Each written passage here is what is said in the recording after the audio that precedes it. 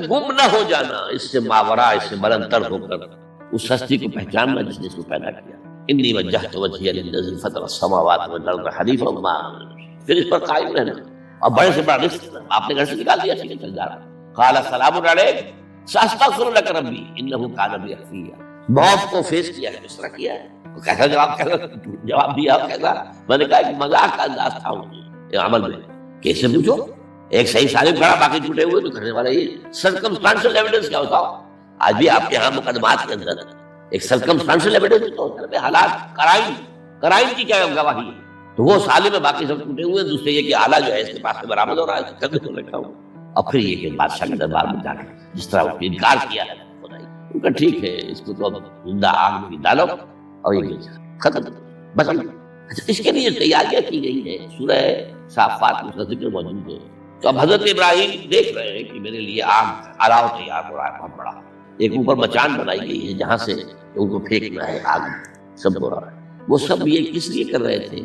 یہ نوجوان پہ ہوش ٹھکانے آ جائیں گے جب آگ دیکھے گا سامنے. ابھی تو آیا نہیں کہاں پر. اسی لیے قرآن میں آیا ہے کہ ہم نے ان کو ناکام کر دیا جنہوں نے کی یہ آزمائش ڈالی تھی. حضرت ابراہیم کود گئے. اقبال کہتا ہے بے خطر کود پڑا آتش نمرود میں عشق، عقل ہے محو تماشائے لبے بام ابھی. دیکھیے یہ دو عقلیں ہیں، یہ سمجھ لیجیے. ایک عقل وہ ہے جو پہچان لے، ایک عقل وہ ہے جو آگے چلنے سے روکے. دیکھو بات جواب دے گی تمہارا کیا کر رہے ہو؟ اپنی جان سے کھیل رہے ہو، جان سے چلے جاؤ گے. تو عقل جو ہے ایک معنی میں وہ حقیقت کو پہچاننے میں مددگار ہے اگرچہ منزل تک نہیں پہنچا سکتے. گزر جا عقل سے آگے کہ یہ نور چراغ راہ ہے منزل نہیں. چراغ رکھا تو روشنی تو ہو جائے گی نا، تو جب دکھا دے گی. بس یہ چراغ راہ ہے، یہ آخری منزل پہ عقل نہیں ہے. یہ تو فطرت ہے انسان ہے، قلب روح ہے انسان وہ پہچان. اور عقل وہ آستان سے دور نہیں، اس کی قسمت میں پر حضور نہیں، حاضری نہیں ہوتی. اللہ تک پہنچانے والی شے عشق ہے، اللہ کی محبت.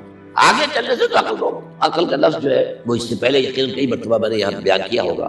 عقل کے معنی ہے روکنے والا. یہ جو سعودیز جو ہے وہ اپنے سروں کے اوپر ایک باندھتے ہیں، کوئی سنہرے رنگ کا ہوتا ہے، کچھ ہوتا ہے رومال کے اوپر، اس کو اقال کہتے ہیں. اقال یہ ان کی پرانی بدویانہ، جب ان کو کھانے پینے کو بھی نہیں ملتا تھا، بھوکے پیاسے ننگے پاؤں ننگے بدن رہتے تھے، اس وقت سے رواج ہے. ان کی ساری زندگی جو ہے گھومتی تھی اونٹ کے لیے. اونٹی کا گوشت کھا لینا ہے، اونٹی کا دودھ پی لینا ہے، اونٹ کے اوپر سواری کر لینی ہے، اونٹ کی کھال سے جو ہے وہ خیمے بنا لینے ہیں، اونٹ کے بالوں سے اپنے لیے کوئی کمبل بنا. اونٹ ہی اونٹ تھا. جیسے ہمارے یہاں پنجاب میں جس علاقوں کو کہا جاتا ہے جو جانگلی علاقہ، وہ بھینس تھی، بھینس کا کلچر تھا. بھینس کا دودھ پی لیا، بھینس کے مکھن سے کھا لیا، لسی سے نہا لیے، یہ ساری چیزیں جو ہے بھینس کا گوشت کھا لیا، بھینس کی. اور کیا تھا یہ مجھ کلچر تھا. یہ جو آپ کے ہاں جانگلی کہنا ہے، یہ تو آباد کار آئے ہیں جلندھر سے، ہوشیارپور سے، گرداسپور سے. وہ آباد کاروں نے آ کے پھر یہاں پر جو ہے وہ ساری چیزیں بتائی ہیں. ورنہ یار اس کو گڑ بھی نہیں جانتے، گڑ کس بنا کا نام نہیں جانتے. چینی تو بہت دور کی بات، گڑ نہیں. تو ان کا کیا معاملہ تھا؟ اونٹ ہے. اب اونٹ کا یہ ہے کہ جب بدو سواری کر کے جا رہا ہے، ایک جگہ پر اترا ہے، اسے اسے پیشاب کرنا ہے، کچھ اور کرنا ہے. اب اس خطرے سے کہ کہیں اونٹ بھاگ نہ جائے، اس کے ایک گھٹنے کو ایک رسی سے باندھ دیتا تھا. اب 3 پاؤں رہ گئے. 3 پاؤں سے اچک تو سکتا ہے، وہ بھاگ تو نہیں سکتا. تو اچک کر وہ اگر کہیں آس پاس درخت ہے، کیکر کا درخت ہے، تو ناشتہ کچھ کر لے، کھانے میں کوئی حرج نہیں ہے، یہ بھاگے نا. تو وہ جو رسی جس سے اونٹ باندھتے تھے اس کا گھٹنا، وہ اب کیا ہوا، اسے جانا ہے سفر پر دوبارہ. وہ جائے گا، وہ رسی وہاں سے کھول کے سر پر مارتے ہیں، کاٹ کے رسی. یہ ایک بات. اب وہ سنہری بھی ہوتے ہیں، کیا کیا خوبصورت ہوتی ہیں، لاکھوں روپے کا ہوتا ہے، لیکن تہذیبی پس منظر اس کا ہی. اب ظاہر بات ہے کہ وہ تو لوگ اس لیے حدیث میں نظر آیا. ایک مرتبہ حضور مسجد نبی میں تشریف فرماتے، باہر کوئی بدو آئے صحابی باہر سے، اور انہوں نے اپنے اونٹ کا یا اونٹنی کا گھٹنا نہیں باندھا، اسے ویسے ہی چھوڑ کے اندر آ گئے. حضور نے فرمایا تم نے اس کا گھٹنا کیوں نہیں باندھا؟ جواب دیا میں نے اللہ پر توکل کیا. فرمایا غلط. اعقلھا ثم توکل، پہلے اس کا گھٹنا باندھو پھر توکل کرو. وسائل کا استعمال ترک کر دینا توکل نہیں ہے. ہاں یہ سمجھو کہ وسائل کے ذریعے سے نہیں ہوگا، جو بھی کچھ ہوگا اللہ کی چیز سے ہوگا، لیکن وسائل کا استعمال کرنا وہ توکل اسلام میں نہیں، جو رہبانیت کا توکل. بہرحال تو یہ اب جو ہے عقل جو ہے اب اس وقت جو ہے بے خطر کود پڑا آتش نمرود میں عشق، عقل ہے محو تماشائے لبے بام ابھی عقل تو وہیں پر کھڑی ہوئی سوچ رہی ہے کودنا چاہیے کہ نہیں کودنا چاہیے. اور ابراہیم کود بھی چکے. لوگ حیران تھے، لیکن اللہ نے اس آگ کو گلو گلزار بنا دیا. قلنا یا نار کونی بردا وسلام علی ابراہیم. اب آیا چوتھا انتہا کہہ دیجیے اس کو۔ یہ رسولوں کے باب میں اللہ کا قاعدہ ہے، اس قوم کی طرف کسی رسول کو بھیجیں، اگر وہ قتل کرنے پر آمادہ ہو جائے رسول کو تو پھر وہاں سے ہجرت کی اجازت ہے۔ جیسے حضور جب دارالندوا میں فیصلہ ہو گیا کہ اب قتل کر دو محمد صلی اللہ علیہ وسلم، اس سے پہلے یہ اندیشہ تھا جب تک کہ ابو طالب زندہ تھے کہ چچا سپورٹ پر ہے ابو طالب، اب بنو ہاشم کا وہ سردار ہے، تو یہ ہماری جو ہے ان فائٹنگ ہو جائے گی، ٹرائبل، انٹر ٹرائبل یا انٹرا ٹرائبل کہنا چاہیے، کہ قریش کے اندر ہی آپس میں جب ہم لڑ پڑیں گے تو ہماری جو دھاک بیٹھی ہوئی ہے پورے عرب میں وہ تو ختم ہو جائے گی۔ A house divided Umang sisters, you understand, یہ وہ چیز تھی جو ابھی تک ان کے ہاتھ میں ہوئے تھے۔ اب ابو طالب مر گئے، اب جو سردار ہے بنو ہاشم کا وہ ابو لہب ہے، وہ حضور کا وزیر سب سے بڑا دشمن ہے، لہذا فیصلہ ہو گیا۔ تب آپ گئے ہیں طائف اور وہاں سے بھی ناکام آئے ہیں۔ اس کے بعد یہ ہے کہ باقی سب صحابہ کو آپ نے اجازت دے دی کہ چلے جاؤ مدینے، لیکن ابھی آپ منتظر رہے جب تک کہ ایکسپریس پرمیشن نہ آئے، رسول اپنی جگہ چھوڑ نہیں سکتے۔ بہرحال یہ ایک علیحدہ معاملہ ہے، اس میں تھوڑی سی خطا ہو گئی تھی حضرت یونس علیہ السلام کے ساتھ کہ وہ اپنی قوم کے اس رویے سے دل برداشتہ ہو کر غصے کے اندر بھرے ہوئے نہیں ماننے والے نہیں ناہنجار لوگ چھوڑ کر چلے گئے، اگرچہ اللہ کی اجازت ابھی نہیں آئی۔ یہی وجہ ہے اللہ نے انہیں سزا دی، مچھلی کے پیٹ میں رہے، وہاں وہ استغفار کرتے رہے، لا الہ الا انت سبحانک انی کنت من الظالمین، پھر ریل مچھلی نے اگل دیا ان کو اور ساحل کے اوپر رہے، اس کا پورا ذکر ہے قرآن مجید میں۔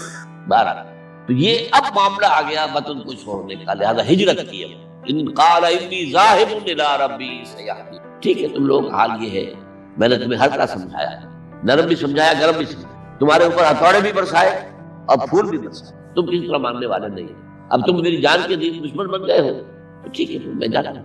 انی ذاہب الی ربی سیہدین رب ہب لی من الصالحین، ایک دعا اور نکل آئی، اے اللہ مجھے صالح اولاد کا، 80 برس سے تجاوز ہو چکی تھی عمر، اولاد نہیں، آپ نے اپنے خاندان سے تھی جو اہلیہ تھی سارہ رضی اللہ تعالیٰ عنہ، بانج نہیں اولاد نہیں ہوئی، اللہ کی مرضی۔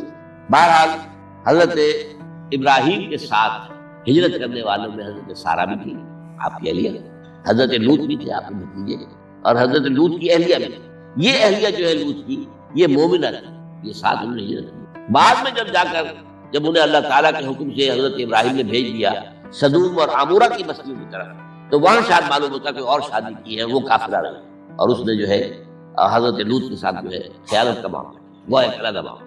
بہرحال اس وقت وہ دعا کی رب ہب لی من الصالحین، اس کے جواب میں اللہ نے فوراً ہم نے اسے ایک غلام فبشرناہ بغلام حلیم، ہم نے انہیں بشارت دے دی ایک بہت ہی بردبار حلیم الطبع متحمل مزاج بیٹے کی۔